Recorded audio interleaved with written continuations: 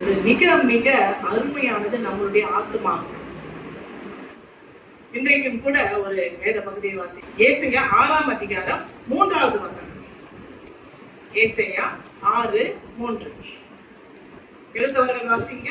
ஒருவரை ஒருவர் நோக்கி, சேனைகளின் கர்த்தர் பரிசுத்தர் பரிசுத்தர் பரிசுத்தர், பூமி அனைத்தும் அவருடைய மகிமையால் நிறைந்திருக்கிறது என்று கூப்பிட்டு சொன்னார்கள். ஒரு கூப்பிடுகிறவர்கள் கூப்பிடுகின்ற ஒரு சத்தத்தையும் ஏசாயா ஒரு பெரிய தரிசனத்தையும் பார்க்கின்றார்.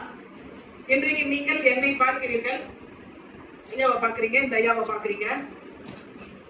இப்படியே இங்க இருக்கிற ஒரு மகிமையையும் நீங்கள் உணர்வீர்கள் என்று சொன்னால் அது நம் ஆத்மாவுக்கு இன்பமா இருக்கும். சும்மா இந்த பைபிளை எடுத்துக்கிட்டு போறீங்களே, இதனால என்ன கண்டீங்க என்பவர்கள் அவர்களுக்கு முன்னாடி நாம பேசும் பொழுது நம்ம கண்ட இந்த காரியத்தை தைரியமாய் அவர்களுக்கு என்ன பண்ண முடியும், சொல்ல முடியும். இங்கு கூப்பிடுகிறவருடைய ஒரு சத்தம், அதை ஏசாயா பார்க்கின்றார். நாமளும் இதை பார்க்கும்படிக்கு கண்கள் இருக்கின்ற பரலோக பிதாவே, இந்த வசனத்தை கொண்டு நீர் என்ன பேச போகின்றீரோ, நாங்கள் சிறுமையும் எளிமையும் ஆனவர்கள், அறிவில் குறைந்தவர்கள், அறியாமையில் உள்ளவர்கள், ஆனால் உம்முடைய ஞானத்தினால, வேதத்தினால, வசனத்தினால இன்றைக்கு எங்களோடு கூட பேசுங்க. இயேசுவின் நாமத்துல ஜெபிக்கிறோம் நல்ல பிதாவே, ஆமென்.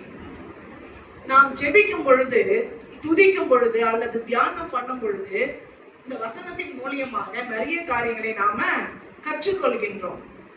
நல்லா இந்த ஏசாயா தீர்க்கதரிசியை பத்தி சொன்னோம்னா, அவர் ஒரு தீர்க்கதரிசி, ஒரு நாட்களை குறித்து சொல்லுகின்ற ஒரு தீர்க்கதரிசி. ஆனால் பாருங்க, இந்த 6ஆம் அதிகாரத்துல அவர் ஒரு தரிசனத்தை பார்க்கின்றார், அவர் ஒரு காட்சியை பார்க்கின்றார், அவர் ஒரு சூழ்நிலையை அப்படியே அவர் ஜெபத்திலே பார்க்கின்றார். நிறைய நேரங்கள்ல நம்மளுக்கு ஆவியில உணர்த்தப்படுவோம், ஏதோ நடக்கிற மாதிரி இருக்கு, இல்ல ஏதோ துக்கமா இருக்கு, மனசுக்கு ஏதோ போராட்டமா இருக்கு. அப்ப டக்குன்னு ஜெபம் செய்வோம் என்று சொன்னால் அந்த போராட்டமோ அந்த சோதனையோ கர்த்தர் நமக்கு கொடுத்து நம் கிட்ட அவர் கிட்ட என்ன பண்றார், நம்மளை இழுத்துக் கொள்கின்றார். எவ்வளவு ஜெபிச்சு என்ன பிரயோஜனம், சர்ச்சைக்கு போய் என்ன பிரயோஜனம், இப்படி எல்லாம் கேட்டோம் என்று சொன்னால் பிசாசானவன் நம்மை ஆளுகை செய்து தேவனிடமிருந்து நம்மை பிரித்து விடுகின்றார். அல்லேலூயா. எங்கே இருக்கின்றார்? இப்படி ஒரு கேள்விய சீஷர்கள் இயேசு கிட்ட கேட்கிறாங்க. அப்ப இயேசு கிறிஸ்து ஜெபிக்க வேண்டிய ஒரு மாடல், ஜெபிக்க வேண்டிய ஒரு மாதிரியை சொல்லி தருகின்றார். தொடக்கத்தை என்ன சொல்லுகின்றார்? பரமண்டல ஜபத்தை. தொடக்கத்தை என்ன சொல்லுகின்றார்? பரமண்டலங்களில் இருக்கிற சொல்லுவோம் இல்ல நம்ம எல்லாருமே, இத மாதிரி ஒரு அருமையான ஜபம் வேற எதுவுமே இருக்க முடியாதுங்க. வெறும்னே 30 வினாடிகளிலே இந்த ஜபம் முடிஞ்சிடும். ஆனா த்ரூ அவுட் அந்த டேக்கு வேண்டிய, அந்த நாளுக்கு வேண்டிய அத்தனையும் அந்த குட்டி ஜபத்துல அனுப்பிடும். முடிஞ்சா இந்த ஜபத்தை முட்டி போட்டு கூட நம்ம சொல்லலாம், பரமண்டலங்களில் எங்கள் பிதாவே. சோ பரமண்டலங்களில் இருந்து ஒரு காட்சிய, ஒரு தரிசனத்தை, ஒரு ராஜ்யத்தை நம்ம மீது கர்த்தர் செலுத்துகின்றார். இயேசு கிறிஸ்து எங்க இருக்கின்றார்? யோவான் 1ஆம் அதிகாரம் 14வது வசனம் வாசிங்க. யோவான் 1:14.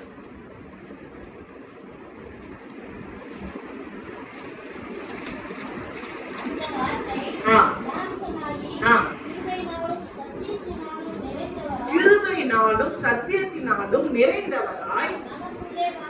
அவ்வளவுதான், சூப்பர். எங்க இருக்கிறார் இப்ப கர்த்தராகிய இயேசு கிறிஸ்து? நமக்குள்ளே. தேவன் பரலோகத்தில் இருக்கின்றார், இயேசு கிறிஸ்து நமக்குள்ளே இருக்கின்றார், இந்த வசனத்தின் மூலியமாக இருக்கின்றார். எவ்வளவுக்கு எவ்வளவு இந்த வசனங்களை நம்ம வாசிக்கின்றோமோ அவ்வளவு கர்த்தர் அண்டை இன்னும் கிட்டி சேருவோம். இன்னும் அவர் அண்டை நாம சேருவதற்கு நம்மளுக்கு உறுதுணையா இருக்கிறது இந்த சத்திய வசனம். அப்போ கிருபையினாலும் சத்தியத்தினாலும் கர்த்தரிடத்துல என்ன பண்றோம், நெருங்கி வருகின்றோம். பரிசுத்த ஆவியானவர் எங்க இருக்கின்றார்? யாவர் மேலும், யாவரோடும், யாவருக்குள்ளும் ஆவியானவர், தூய ஆவியானவர் வீற்றிருக்கின்றார். எல்லார் மேலேயும் இருக்கின்றார், எல்லாரோட இருக்கின்றார். 10 பேரும் 10 இடங்களுக்கு போயிடுவோம், வீடுகளுக்கு போயிடுவோம், அவரும் நம்மோடு கூட நமக்குள்ளாக இருந்து வருகின்றவர். இந்த காரியத்தை நான் உங்களுக்கு ஒரு தரிசனத்தை காண்பிக்க போகின்றேன். அதற்காகத்தான் இவ்வளவு விளக்கத்தையும் உங்களுக்கு நான் சொல்லுகின்றேன். பெரிய ஒரு காரியத்தை மிக எளிதாக சொல்லுவதற்கு முயற்சி பண்ணிக்கின்றேன். சென்னையில இருந்து வந்தாங்க, கடைசியில பால் சாதம் தான் கொடுத்தாங்கன்னா நல்லா இருக்காதுல்ல. ஒரு ஃபங்க்ஷன், அந்த ஃபங்க்ஷன்ல இட்லி தாங்க போட்டாங்க, சாம்பார் தாங்க வச்சாங்கன்னா நம்ம எவ்வளவு பேசுவோம். ஃபங்க்ஷன்ல போய் இதை வச்சிருக்காங்க, கறி கொண்டு வைக்க கூடாது, அப்படியே கொஞ்சம் பிரியாணி போட்டா நல்லா இருக்கும்ல, 65 எங்க போச்சு, அதையே வச்சிடுங்க அப்படின்னு எப்படி நம்ம விரும்புவோமோ அது போல ஒரு பெரிய காரியத்தை மிக எளிதாக மிக எளிய முறையில உங்களுக்கு நான் இன்றைக்கு சொல்ல போகின்றேன். அதுதான் இந்த ஏசாயா 6ஆம் அதிகாரத்தில் உள்ள ரகசியமான ஒரு காரியம். அதைத்தான் இந்த ஏசாயா தீர்க்கதரிசி பார்க்கின்றார். என்ன பார்க்கின்றார்? தேவனை துதிக்கின்ற சேராபீன்கள் கேராபீன்களுடைய கூட்டத்தை பார்க்கின்றார். அதான் அந்த 3வது வசனம். கூப்பிடுகிறவருடைய சத்தம் இந்த ஏசாயாவோட காதுல விழுகின்றது. இப்ப குந்திச்சுல, அது ரொம்ப கடினமானது. அந்த லகுவாக்குறது தான் இவ்வளவு காரியங்களையும். எப்பொழுதுமே பைபிள் வாசிக்கும் பொழுது அது அப்படியே பிச்சு பிச்சு பிச்சு விட்டுருக்க வசனத்தெல்லாம். ஒரு லைன், முன்னாடி லைன், பின்னாடி லைன், நடு லைன். நிறைய ஸ்கூல்ல நாங்க கவுன்சிலிங் கொடுப்போம். மனசுல பதியவே மாட்டேங்குது ஆண்டி, எப்படிதான் படிச்சு முடிக்கிறதுன்னு எனக்கு தெரியல. கொஸ்டின்ஸ் எல்லாம் தெரியுது, ஆன்சர்ஸ் எக்ஸாம் டைம்ல மறந்து போயிடுது. நான் பச்சை கொஸ்டின் வந்துருக்குது, நான் பச்சை எல்லாம் வந்துருக்குது, எழுதணும்னு ஆரம்பிக்கும் பொழுது ஸ்டார்டிங் ப்ராப்ளம், எல்லாமே மறந்து போச்சு. அப்படின்ற பிள்ளைங்களுக்கு எளிதாக படிக்கக்கூடிய ஒரு மெத்தடை நான் கத்து கொடுத்துட்டு வருவேன். பெரிய பெரிய எஸ்ஏ டைப் இருக்குன்னு வச்சுக்கோங்களேன். ஃப்ரண்ட், அதாவது கட்டுரை எழுதுவாங்க பார்த்தீங்களா தமிழ்ல, முன்னுரை, நடுவுரை, முக்கியமான நடுவுல சென்டென்ஸ், முடிவுரை, இந்த மாதிரி ஒவ்வொரு வசனத்துக்கும் ஃபர்ஸ்ட்ல இருக்கிறது, மிடில்ல இருக்கிறது, லாஸ்ட்ல இருக்கிறது படிக்க நீங்க எல்லாருமே கத்துக்கோங்க. எனக்கு ஒண்ணும் வராது, எனக்கு ஒண்ணும் தெரியாது, நாங்க ஒரு கிராமத்துல இருக்கிறோம், எனக்கு அவ்வளவா படிக்க வராது, அந்த பேச்சுக்கு இந்த ஆண்டுகள இடமே இல்லை. ஏன்னா ஒரு சின்ன சின்ன படிக்காத நபரும் கூட எப்படி படிக்கலாம் என்ற வழிநடத்துதல் இருக்கு. பிளே ஸ்டோரில் என்று சொல்லி போன்ல போயிட்டீங்கன்னா ஆடியோ பைபிள் இறக்கிட்டா போதும். ஆடியோ பைபிள் எத்தனை பேர் இதை கேட்டிருக்கீங்க? ஆடியோ பைபிள போட்டு விட்டுருங்க. வீட்டுல படிக்காதவங்க, கண்ணு தெரியாதவங்க, பைபிள் எடுக்காதவங்க, பைபிள் படிக்க பிடிக்காதவங்க எல்லாருக்கும் இந்த சத்தம் போகும். அதை விடவும் ஒரு சூப்பரான விஷயம் என்னன்னா, பிக்சர்ஸ் ஆடியோ பைபிள் போட்டிருங்க. படங்கள் உள்ள ஆடியோ பைபிள் போட்டீங்கன்னா ஆதியிலே தேவன் வானத்தையும் பூமியும் சிருஷ்டித்தானா, வானம் ஒரு பிக்சர், பூமி ஒரு பிக்சர். எவ்வளவு சூப்பரா இருக்குல்ல, ரொம்ப அருமையா இருக்கா இல்லையா? நாங்க கிராமங்கள்ல தான் போயிட்டு இந்த ஊழியங்களை செய்கின்றோம். பாதி படிச்சவங்க இருப்பாங்க, பாதி படிக்காதவங்க இருப்பாங்க, பாதி குட்டீஸ் இருப்பாங்க, அவங்கள பார்த்தா இன்டர்நேஷனல் லெவல்ல படிக்கிறவங்களா இருப்பாங்க. இப்ப அந்த மொத்தத்துக்கும் சேர்ந்து நம்ம ஒரு செய்தியை கொடுக்கணும். எப்படி கொடுப்போம்? படிக்காதவங்களுக்கு ஏற்ற மாதிரி ஒரு மெசேஜ், படிச்சவங்களுக்கு ஏற்ற மாதிரி, அந்த குட்டீஸுங்களுக்கு ஏற்ற மாதிரி எல்லாம் சேர்ந்த மாதிரி கொண்டு போய் நாங்க என்ன பண்ணுவோம், செய்திகளை. அப்பதான் அவனுக்கும் பிரயோஜனமாய் மாறும். இப்ப இந்த படங்கள் அடங்கிய நீங்க இந்த ஆடியோ பைபிள போட்டீங்கன்னா அங்க என்ன வசனம் வாசிக்கிறோமோ அந்த பிக்சர் அங்க இருக்கும். உதாரணத்துக்கு நீங்க ஆசீர்வாதம் டிவில போனீங்கன்னா இந்த பிக்சர்களோட தான் அவங்க 3 அதிகாரங்களை வாசிக்கிறது வரும். அந்த மாதிரி கத்துக்கிட்டோம்னா ரொம்ப ஈஸியா நம்ம என்ன பண்ணலாம், தேவ சமூகத்துல கிட்டி வரலாம். இப்ப வாசிங்க ஏசாயா 6ஆம் அதிகாரம் 3 வசனம் 4வது வசனத்தை வாசிங்க. கூப்பிடுகிறவர்களின் சத்தத்தால் வாசல்களின் நிலைக்கால்கள் அசைந்து ஆலயம் புகையினால் நிறைந்தது. அப்பொழுது நான், ஐயோ மதமானே, நான் அசுத்த உதடுகளுள்ள மனுஷன், அசுத்த உதடுகளுள்ள ஜனங்களின் நடுவில் வாசமாயிருக்கிறவன், சேனைகளின் கர்த்தராகிய ராஜாவை என் கண்கள் கண்டதே என்றார் என்று. போதும். இங்க பாருங்க, கேராபீன்களும் சேராபீன்களும் துதிக்கிறாங்க. நான் தேவன் எங்க இருக்கிறான்னு சொன்னேன். இவர் ஒரு காட்சி பார்க்கிறாரு. நீங்களும் அந்த காட்சி அப்படியே யோசிங்க மனசுல. ஒரு பெரிய சிங்காசனம் வானத்துல இருந்து வைக்கப்பட்டிருக்கு. அந்த சிங்காசனத்தில் தேவன் வீற்றிருக்கின்றார். அவருடைய 2 புறங்களிலும் இருந்து கேராபீன்களும் சேராபீன்களும் பரிசுத்தர் பரிசுத்தர் உன்னதமானவர் என்ன பண்றாங்க, துதிக்கிறாங்க. இந்த சத்தத்தை கேட்கிறாரு, அந்த காட்சியை அவர் என்ன பண்றாரு, பார்க்கிறாரு. பார்த்த உடனே இவர் ஜபமே மாறிடுச்சு. இப்படி ஒரு ஜபத்தை நம்ம செய்யவே மாட்டோங்க. என்ன ஜபம் செய்யறாரு தெரியுங்களா? அசுத்த உதடுகள் உள்ள ஒரு மனுஷன். இப்படி யாராவது ஸ்டேட்மெண்ட் கொடுக்குறீங்க நீங்க, ரொம்ப பர்ஃபெக்ட். நான் ரொம்ப பர்ஃபெக்ட், நான் உபவாசம் இருக்கிறேன், நான் ஊழியங்களை செய்யறேன், காணிக்கைகளை கொடுக்கின்றேன். நம்ம கொடுக்கிற காணிக்கை ஒரு பெரிய சூரியனுக்கு இங்க ஒரு லைட் சின்ன மெழுகுவத்தியோ சின்ன டார்ச்சோ அச்சோம்னா எப்படி இருக்கும்? பிரயோஜனமே இல்லை. அவ்வளவு தேவன் ஒளியா இருக்கின்றார். அவர்கிட்ட போயிட்டு நாம ஒரு சின்ன 500 ரூபாவை கொடுத்துட்டு 5000 ரூபாய் கொடுத்துட்டு 50,000 கொடுத்துட்டு நான் காணிக்கை செலுத்துகின்றேன், அதனால என் ஜெபத்திற்கு பதில் கொடுங்கன்னா நீங்க அவர்கிட்ட சேரவே முடியாது. அப்ப இங்க அந்த காட்சியை பார்த்த உடனே ஏசாயா தீர்க்கதரிசி அப்படியே ஒரு மாற்றம் அடைகின்றார். என்ன மாற்றம் அடைகின்றார்? திரும்பியுமே கூட வாசிப்போம் 5வது வசனம். அவர் உணர்வடைகின்றார்.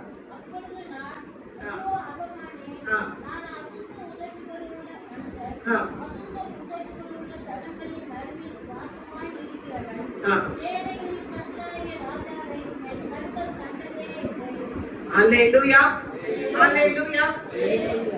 அசுத்த உதடுகள் உள்ள மனுஷன் அசுத்த உதடுகள் உள்ள மனிதர்கள் நடுவில் இருக்கிறேன். இன்னைக்கு நம்ம நிலைமை அதேதாங்க. நம்முடைய நிலைமை எப்படி இருக்கு? கொஞ்சம் விசுவாசமா பேசணும்னா அங்கிருந்து பதில் என்ன வரும்? இப்படியே பேசினிரு, நீ உருப்படாம தான் போற, நீ கை வைக்கிறது எதுவுமே விளங்காம தான் போகுது. எப்போ உன்னை கல்யாணம் பண்ணிட்டு வந்தனோ அன்னைக்கே நான் கடன்காரனா மாறிட்டேன், என் வீடு பாழா போச்சு. சும்மான பேசுவாங்க, எதையாவது பேசுவாங்க. நம்ம அவிசுவாசத்தை கெடுக்க, நம்முடைய விசுவாசத்தை கெடுத்து நமக்குள்ள அவிசுவாசத்தை கொண்டு வர எதையோ பேசுவாங்க. ஆனா நம்ம காதுகளை எதை கேட்க வேண்டும்? பரிசுத்தர் பரிசுத்தர் பரிசுத்தர் என்று பேசுகின்ற தூதர்களின் சத்தத்தை இந்த ஏசாயா கேட்டார். நம்ம காதுகளுக்கு ஒரு பூட்டு போட்டுருக்கோம், வாய்க்கு ஒரு பூட்டு. இந்த காதுக்கு போட்டோம்னாலே போதும், நம்ம பேசுறது கொஞ்சம் ஸ்டாப் ஆயிடும். ரொம்ப பின்னாடி பேசுறதுக்கெல்லாம் பதில் கொடுப்போம். நம்ம மைண்ட் வாய்ஸ்க்கே நம்ம ரொம்ப பதில் கொடுப்போம். இதெல்லாம் தேவையில்லாத ஒரு காரியம். நம்ம மனசுக்குள்ளாரியே நம்ம மனசே நம்மளுக்கு என்ன பண்ணோம்? நம்மள தாழ்த்தும்படிக்கு நம்ம மனசே, உனக்கு பத்தியா எதுவும் நடக்கல பாரு, நீ எதை பண்ணாலும் வேஸ்டா தான் போகுது பாரு. போன வாரம் சர்ச்சைக்கு ஓடனியே, என்ன ஆச்சு? அதே கால்வலி வந்துச்சா? உபவாசம் இருந்து என்ன ஆச்சு? மயக்கம் வந்துச்சா? இப்படி எனக்குள்ளாருமே என் மைண்டே என்ன என்ன பண்ணுது? அந்த கேராபீன்களுடைய சத்தத்தையும் தேவ தரிசனத்தையும் பார்ப்பதற்கு, பரிசுத்த ஆவியானவரின் ஆளுகைக்குள் போவதற்கு எனக்கு நானே என்ன பண்றது? தடையாது. ஹல்லேலூயா, ஹல்லேலூயா. அதனாலதான் நான் அதிகாலையில எழுப்பி பாடல்களை பாடி ஜெபிப்பேன். அதுல பாதிக்கு பாதி கீர்த்தனியா தான் இருக்கும்.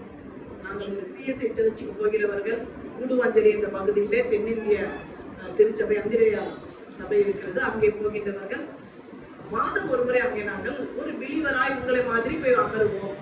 மற்ற நேரத்துல எல்லாம் நாங்கள் எங்க செய்திகள் கூப்பிடுகிறார்களோ அந்த இடத்துக்கு போய் செய்திகளை கொடுப்பது எங்களுடைய வழக்கம். நான் நர்ஸா இருந்து இதற்கு என்ன ஒப்பு கொடுத்தேன். அவங்களும் ஒரு மெடிக்கல் ஃபார்மாட்டிக்கல்ல இருந்து அவங்களும் தேவனுடைய அழைப்பை பெற்று வந்து 2 பேருமே முழு நேரமாக 26 ஆண்டுகள் ஊழியம் செய்கின்றோம். அல்லேலூயா. அவர் அழைக்கும் போது சொன்னார், உன்னை கொண்டு பெரிய காரியங்களை செய்வேன், உங்களை கொண்டு பயங்கரமான காரியங்களை செய்வேன். அதைத்தான் இன்றைக்கு உங்கள் மத்தியிலே தேவன் செய்து கொண்டிருக்கின்றார். உங்கள் உள்ளத்திற்குள்ளாக புதிதான ஆவி உள்ளவர்களாகி, உங்க கண் பார்க்கின்ற பார்வை ஒரு தரிசனம், அது தேவனை பார்க்கின்றதா இருக்கும். ஒரு சத்தம், அது தூதர்களுடைய சத்தமாய் காணப்பட வேண்டும். போதும், நம்ம பட்ட கஷ்டங்கள்லாம் போதும். இதே ஏசாயா தீர்க்கதரிசி 1ஆம் அதிகாரம் 3வது வசனத்தை வாசிங்க.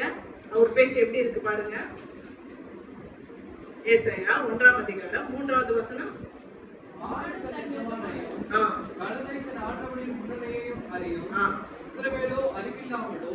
என் ஜனம் உணர்வில்லாமலும் இருக்கிறது என்கிறார்.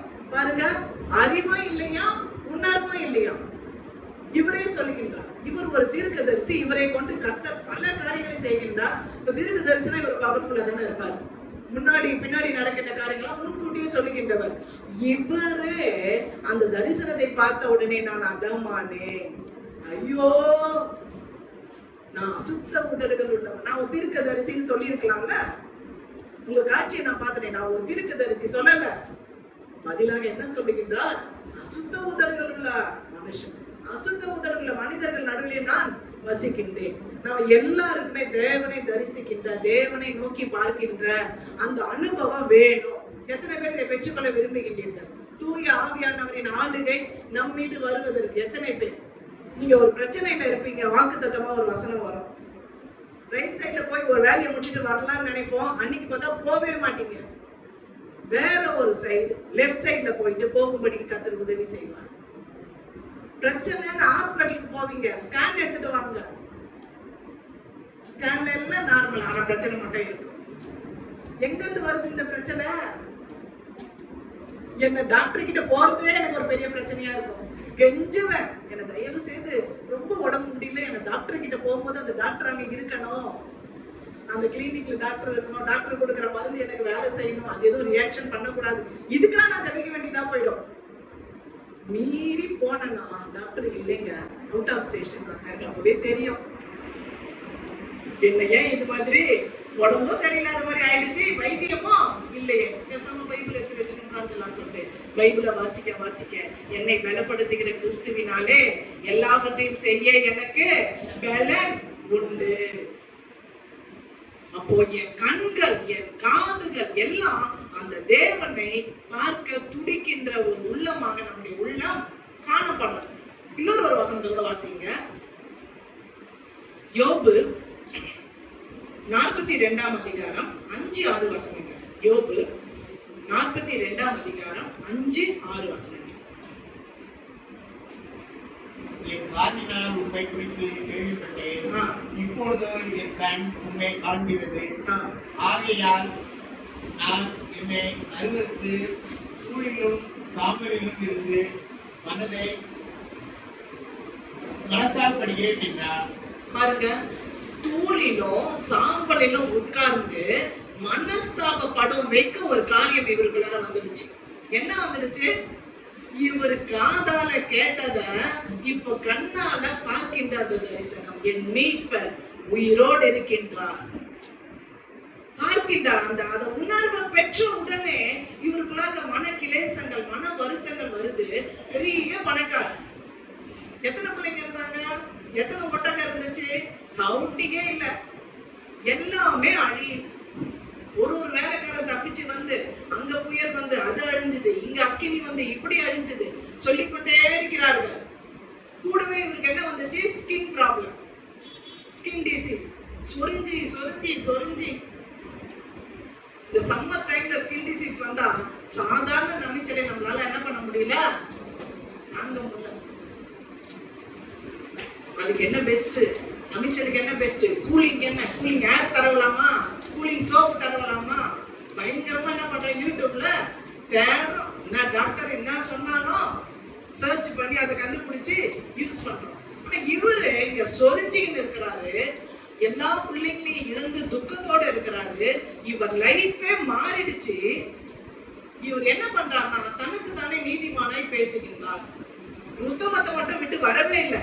ஆனா நான் ரொம்ப நீதிமான் பேசி கொண்டிருக்கிறார். டைம் இல்லாதனால அதை நான் விளக்கல. இவர் என்ன பண்றாரு? இந்த நீதிமானாய் பேசும் பொழுது இவருடைய ஃப்ரெண்ட்ஸ் வந்து கூட வாதாடுறாங்க, நீ மட்டும் ஒழுங்கா இருந்திருந்தா, நீதி மட்டும் நீதிமானா நீ இருந்தா உனக்கு இந்த இதுல சூழ்நிலை வருமா கேக்குறாங்க. இவர் அப்பா கூட கொஞ்சம் கூட விடாம நான் நீதிமான் என்று சொல்லி இவருடைய நிறைய காரியங்கள் நீதிமான் என்பதை விளக்குகின்றது. அதற்கு தான் கர்த்தர் ஒரு செக்க உன்னை வச்சார். நீ போய் உன் ஃப்ரெண்ட்ஸுக்கு முன்னாடி நீதிமான் சொல்றல, அந்த ஃப்ரெண்ட்ஸுக்காக முதல்ல ஜெபம் பண்ணு. ஃப்ரெண்ட்ஸுக்காக ஜெபம் பண்ணதில்ல. யோபுவுக்கே ஒரு சோதனை. ஜெப குறிப்பை கர்த்தரே கொடுக்கிறாரு. என்ன சொல்லி கொடுக்கிறாரு? உன் ஃப்ரெண்ட்ஸுக்காக போய் ஜெபம் பண்ணு.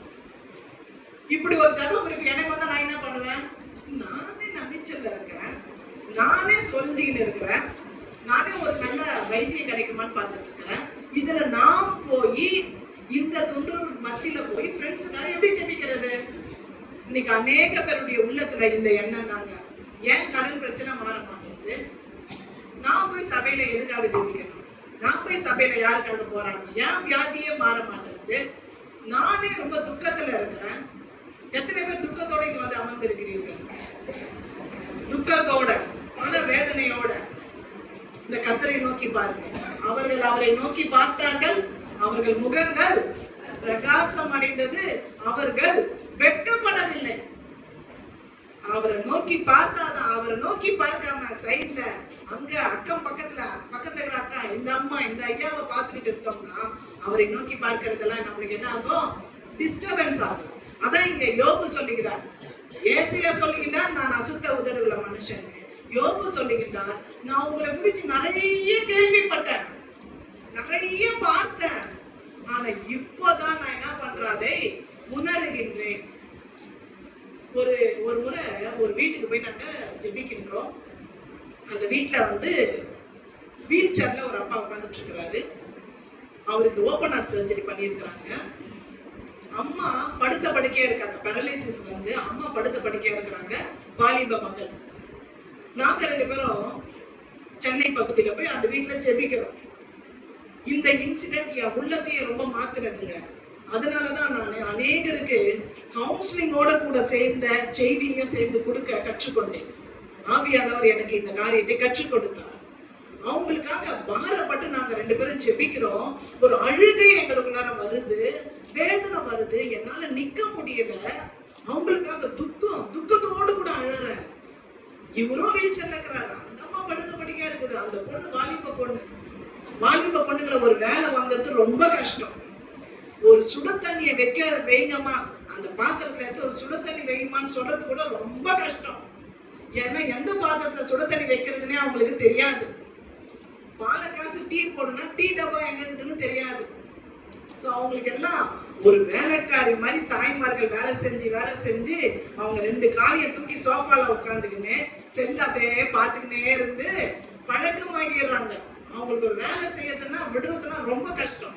அதுக்கு பதிலா நீ உட்காருமா, நானே போய் செஞ்சிடறேன் அப்படின்னு போய் அம்மாங்க எல்லாம் பண்ணிடுவாங்க, செஞ்சுட்டு வந்துடுவாங்க. இந்த வாலிப மகளை நினைச்சு ரொம்ப வேதனையா அந்த 3 பேருக்காக நாங்க அழுகின்றோம். டக்குன்னு கண்ணை திறந்து நான் பாக்குறேன், அவங்க 3 பேரும் எங்களை வேடி பார்த்துக்கிறாங்க. இந்த துக்கம் யாருக்கு வரணும்? அவங்களுக்கு தான் வரணும். இந்த வேதனை யாருக்கு வரணும்? உனக்கு தான் வேதனை. நீ தான் படுத்த படுக்கையா இருக்கிற, உன்னாலதான் நிமிர்ந்து நடக்க முடியல. ஆனா உங்களுக்காக நாங்க பாரப்பட்டு அழுது ஜெபிச்சுட்டு இருக்கிறோம். நான் அப்ப நினைச்சேன், உணர்வற்ற நிலவரத்துல இருக்கோம்னா எவ்வளவு பரிதாபம் என்பதை நான் அறிந்து கொண்டேன். உணர்வு இல்லாத சூழ்நிலை. நம் நடுவிலே கர்த்தர் இருக்கின்றார், என் ஆலயத்திலே கர்த்தர் இருக்கின்றார், எனக்குள் கர்த்தர் இருக்கின்றார். ஒரு உணர்வு எல்லாருக்குமே வரணும். ஹல்லேலூயா, ஹல்லேலூயா. பக்கத்துல உள்ள கரங்களை பிடிச்சு சொல்லுங்க, உன் நடுவில் கர்த்தர் இருக்கின்றார், உனக்குள் கர்த்தர் இருக்கின்றார். அவரை நோக்கி பார்க்கிறவர்களா இன்றைக்கு நாம் மாறி விடுவோம். ஏசையா நோக்கி பார்த்தார், அவர் என்ன ஆனார்? அப்படியே பலனற்று போய் அப்படி ஒரு பிரசன்னமான அந்த காட்சி. ஏசையா 6ஆம் அதிகாரம் உங்க மைண்ட்ல ஞாபகம் வச்சுக்கோங்க. போய் அந்த காட்சியை படிங்க. ஒரு பெரிய சிங்காசனம் வானத்துக்கும் பூமிக்கும் வைக்கப்பட்டு அதுல தேவன் வீற்றிருக்கின்றார். கேராபீன்கள் இந்த சேராபீன்களும் அவரை பரிசுத்தர் பரிசுத்தன்னு துதிக்கிறாங்க. இந்த துதிக்கும் பொழுது ஒரு கேராபீன்கள்ல இருந்து ஒரு அக்கினி புறப்பட்டு வந்து ஏசாயாவோட நாக்கை தொட்டது. ஹல்லேலூயா. இன்னைக்கு நம் நாக்கையும் தொட வேண்டும். விசுவாச வார்த்தை வரணும், புலம்பல் வார்த்தை எல்லாம் ஒழியணும், அபிசுவா வார்த்தை எல்லாம் என்ன பண்ணணும்? மாறணும். நமக்காக ஐயா ஜெபிங்க, அம்மா ஜெபிங்க, அதெல்லாம் உதவிக்குதான். யார் ஜெபிக்கணும்? நீங்க தான் ஜெபிக்கணும். கர்த்தரை நோக்கி பாரு, கர்த்தரை நோக்கி பாரு. நான் யார் நோக்கி பார்க்கணும்? நம்ம தான் நோக்கி பார்க்கணும். மாடு தன் எஜமானையும் கழுத தன் ஆண்டவனின் முன்னணியும் அறியும். ரொம்ப அழகா மேய்ப்பனுடைய குரலை கேட்டு என்ன பண்ணிடும்? ஒரு சின்ன சத்தம் குரல் கொடுத்த உடனே எங்கெங்க மேய்ந்து கொண்டிருக்கிற மந்தையோ வந்துடும். ஆனா இங்க ஒரு அறிவிப்பு கொடுக்கிறாருன்னா இருக்கிற மந்தையெல்லாம் ஓடிடும். ஐயா வேலை இருக்குதுங்க ஐயா, ஐயா முடியாத ஐயா, என்னாலேயே நிக்க முடியல ஐயா, நான் எங்கேயா கூட்டத்தை நடத்துறது, நான் எங்கேயா ஜெபிக்கிறது? தோல் கொடுக்கணும். ஆலயத்துல ஒரு அறிவிப்பு வருதுன்னா என்ன பண்ணணும்? தோல் கொடுக்கணும். சகோதரர்கள் ரொம்ப சப்போர்ட்டிவா இருக்கணும். நீங்க செய்யுங்க, நாங்க உங்க கூட இருக்கோம். ரெவரண்ட் வருவார், ஐயா நீங்க செய்யுங்க, நாங்க இருக்கிறோம். அது என்ன பகுதி? என்ன பகுதி இந்த இடம்? சத்யா நகர். சத்யா நகர் மக்கள் என்ன பண்ணாலும் ஒன்று சேர்ந்து தேவனுடைய காரியத்தை ஈடுபடுவதற்கு உற்சாகமா இருக்கணும். அல்லேலூயா. தேவ தரிசனத்தை சும்மாலாம் பார்க்கவே முடியாது, பெற்றுக்கொள்ளவே முடியாது. பிரயாசப்படுகிறவன் பலனில் முந்தி பங்கடைய வேண்டும். அப்பதான் என்ன பண்ண முடியும்? பிரயாசத்திற்கெல்லாம் பலன் அளிக்க முடியும். தேவன் ஒளியாய் இருக்கிறார். அந்த தேவனுக்குள்ள இருக்கிற நாமளும் எப்படி இருக்கணும்? ஒளியா தான் இருக்கணும். இந்த இருள் இந்த ஒளியில என்ன பண்ணாது? பற்றவே பற்றாது. நம்ம கிட்ட ஒருத்தர் வம்புக்கு வராங்கன்னா நம்ம கிட்ட இருக்க தேவ பிரசன்னம் அவங்க கூட கடந்து போயிடணும். சூழ்நிலையை பார்த்தா மோசமா தாங்க இருக்கும், ஒண்ணுமே நடக்காதது மாதிரி இருக்கும். ஆனா கர்த்தர் அந்த நடுவுல கிரியை செய்து நம்மளை எதிர்த்து பேசுறவங்கள என்ன பண்ணுவாங்க? அப்புறம் புரிஞ்சுக்கும்படிக்கு, உணரும்படிக்கு கர்த்தரை சூழ்நிலைகளை மாற்றுவார். ஏன் இது ஆவிக்குரிய வாழ்க்கையில நான் இது நிறைய உணர்ந்திருக்கின்றேன். அல்லேலூயா. நான் ரொம்ப பயந்த ஒரு சுபாவம் உள்ளவள். பைபிளை வாசிக்கணும்னா நாளைக்கு வாசிக்கலாம், நாளைக்கு வாசிக்கலாம், நாளைக்கு வாசிக்கலாம், டெய்லியுமே நாளைக்கு வாசிக்கலாம்னு நினைப்பேன். அப்ப படிக்க முடியுமா பைபிளை? கண்டிப்பா முடியாது. ஆனா இன்னைக்கு டீச் பண்ண, ப்ரீச் பண்ண, நான் நிறைய கற்றுக்கொள்ள, யூடியூப்ல நிறைய பேசுறதுக்கு, எங்க போய் நின்னாலும் டக்குன்னு ஒரு கவுன்சிலிங் சொல்லுங்கன்னா டக்குன்னு அதுக்கு பேச தயாராவதற்கு நிற்கிறேன் என்று சொன்னால் அது ஆவியானவருடைய அந்த கிருபையினால. நான் அவரை கண்ட பொழுது நான் பலன் அடைந்தேன். அல்லேலூயா. யோபு சொன்னாரு, ஏசாயா சொன்னாரு, இன்னும் சவுல் கூட இருக்கிறார். பைபிள்ல நிறைய பேர் இருக்கிறாங்க. நிறைய சொல்லிட்டோம்னா அவங்க இறுதியத்துல பதியாது. அதனாலதான் ஒருத்தர் 2 பேர் சொல்லிட்டோம்னா பதியும். நாம் பாட்டுன்னு மொத்தமும் ஆதியாகமத்துல வெளிப்பட்டு இருக்க வரைக்கும் யார் யாரெல்லாம் என்னன்னா சொன்னாங்க கொண்டு வந்தா செய்தி நல்லா இருந்துச்சு, ஆனா ஒண்ணுமே புரியலன்ற கதையாயிடும். அதனால இன்னைக்கு என்ன செய்தின்னு நீங்க போய் யோசித்து பார்க்கும்போது யோபுவை குறிச்சு சொன்னாங்க, ஏசாயாவை குறிச்சு சொன்னாங்க. டைரி மாதிரி உங்க ஸ்கேன் ஆயிடும், ரீட் ஆயிடும். அல்லேலூயா. பவுல் கொலை செய்யும்படி, அவங்களாம் பரவாயில்ல, தீர்க்கதரிசியா இருந்தாரு, யோபு நல்லா உத்தமனா இருந்தாரு. ஆனா இந்த பவுலோட வாழ்க்கையில பாருங்க, கிறிஸ்துன்னு சொல்றவங்கள அழிக்கும்படிக்கு எழும்பினவர். இந்த வேதாகமம்ல நியாய பிரமாணத்தை எல்லாம் கரைத்து குடித்தவர். கமாலியருடைய பாதத்திலே அமர்ந்து பல காரியங்களை கற்று தேர்ந்தவர். கிறிஸ்தவர்களை அழிக்கும்படிக்கு இவர் புறப்பட்டு போகின்றார். ஒரே வினாடி அந்த கேள்வியா வந்த அந்த வார்த்தைகள் என்னன்னு வந்துச்சுன்னா, முள்ளில் உதைக்கிறது உனக்கு கடினமோ? கர்த்தர் பாருங்க, அவருக்காக அவரே ஒரு காட்சியை போய் அங்கே கொடுக்கின்றார். அதை பார்த்ததுதான் பேர் மாறிடுச்சு, வேலைகள் மாறிடுச்சு, அவருடைய திறமைகள் மாறிடுச்சு. மாறிச்சா இல்லையா? அல்லேலூயா. இன்றைக்கு கர்த்தரை நோக்கி பார்க்கின்ற ஒரு தரிசனத்தை நீங்க பெற்றுக்கொண்டால் உங்க பேச்சு மாறும், உங்க சுபாவம் மாறும், உங்களுடைய குணங்கள் மாறும், உங்களுடைய தோல்விகள் ஜெயமாய் மாறும், உங்களுடைய அங்கலாய்ப்பு மாறும், உங்களுடைய ஏக்கங்கள் மாறும். அல்லேலூயா. இந்த ஏக்கத்துக்கும் தவிப்புக்கும் நமக்கு பதில் கொடுக்கிற ஒரே ஒரு நபர் யாருன்னா கர்த்தராகிய இயேசு கிறிஸ்து தான். என்னை நன்றாய் அறிந்திருப்பவர். வீட்டுல இருக்கிறவங்க பத்தி கேளுங்க, அவங்களா ஐயோ வாவரா பேசுவாங்க. அது எதுக்குதான் சர்ச்சைக்கு வந்துனே தெரியலங்க. சும்மானா அந்நிய பாஷை பேசுறாங்க, ஆனா ஆளு பெஸ்ட். அந்த பேர்லாம் வேண்டவே வேண்டாம். நாம கர்த்தரை நோக்கி பார்த்தோம் என்று சொன்னால் வெள்ளம் அடைந்து நிற்போம். அல்லேலூயா. இந்த வசனத்தின் மூலியமாக, இந்த அதிகாரங்களின் மூலியமாக உங்க இருதயங்களிலே ஒரு புதுப்பிக்கும் ஆவியை கர்த்தர் கொடுக்க வேண்டும். ஒரே ஒரு வசனத்தை மட்டும் வாசித்து முடிக்கலாம். 1 கொரிந்தியர் 2ஆம் அதிகாரம் 12வது வசனம். 1 கொரிந்தியர் 2:12.